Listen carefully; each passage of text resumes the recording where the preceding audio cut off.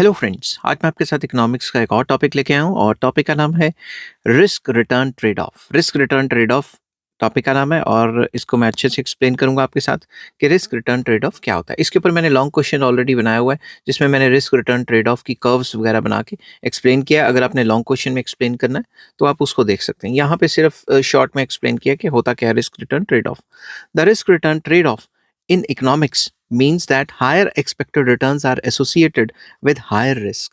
Simple words में, अगर आपको ज़्यादा रिटर्न्स चाहिए तो आपको ज़्यादा रिस्क लेना पड़ेगा। अगर आपको कम रिटर्न्स चाहिए तो वो कम रिस्क में मिल जाएंगे। सिंपल वर्ड्स में, सेफ इन्वेस्टमेंट जैसे कि एफडी या government bonds give low but certain returns, while risky investment offers higher potential returns with uncertainty. तो जितना ज़्यादा रिस्क लोगे उतना ज़्यादा अनसर्टेनिटी बढ़ेगी और उतना ज़्यादा रिटर्न बढ़ेगा।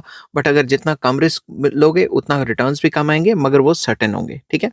Rational investors choose among alternatives based on how much risk they are willing to bear for extra return. जो रैशनल इन्वेस्टर्स हैं या कंज्यूमर्स हैं या जो भी इंडिविजुअल्स हैं, वो इस हिसाब से रिस्क जो भी उनके पास बेस्ट ऑल्टरनेटिव्स होते हैं उस हिसाब से रिस्क लेते हैं जिस हिसाब से उनकी विलिंगनेस है कि वो रिस्क झेल सकते हैं। एग्जाम्पल के तौर पे, आप शेयर मार्केट में उतना ही पैसा डालो जितना आप हारने के लिए या फिर जितना आप लॉस लेने के लिए तैयार हो।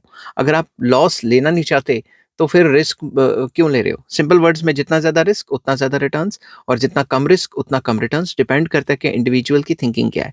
रिस्क लवर है तो वो ज़्यादा हाई रिस्क लेगा और ज़्यादा रिटर्न्स कमा सकता है। 100% कमाएगा ये भी कोई गारंटी नहीं है। और अगर कम रिस्क लेता है तो कम रिटर्न्स आएंगे मगर वो सर्टेन होंगे। ठीक है। आई होप ये छोटी सी वीडियो आपको पसंद आई होगी। अगर पसंद आती है तो please like share and subscribe. Take care, bye bye.